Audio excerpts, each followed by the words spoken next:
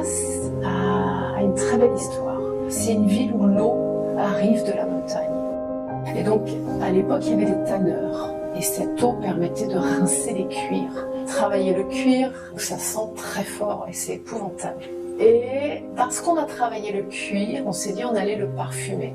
La mode est venue un jour à parfumer le cuir. Et de fil en aiguille, le cuir a disparu et le parfum a pris la place.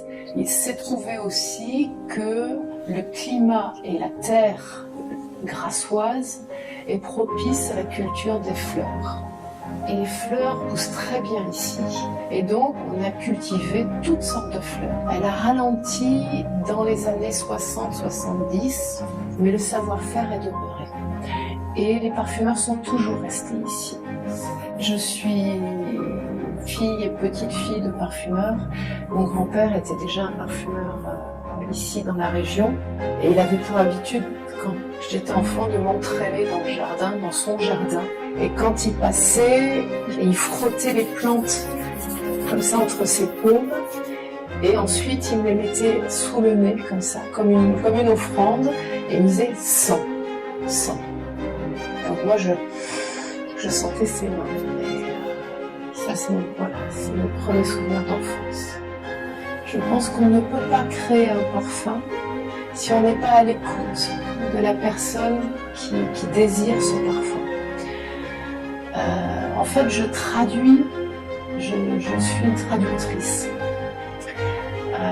C'est-à-dire que ça soit pour une personne, un individu, ou pour une marque,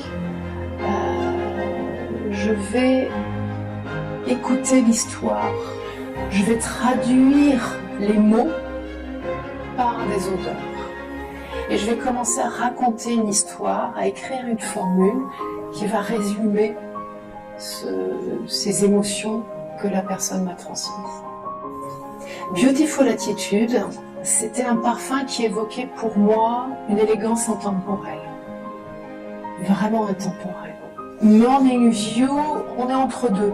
Il peut aussi bien séduire des jeunes femmes que des jeunes hommes. Il y a une espèce de flou. La silhouette n'est pas nette. Voilà, on peut s'évader. Fresh Yellow Rose, c'est le plus impertinent des trois. Je dirais pas qu'il est coquin, c'est pas ça l'idée, hein. Mais en tout cas, il y a une forme de liberté, de lâcher prise.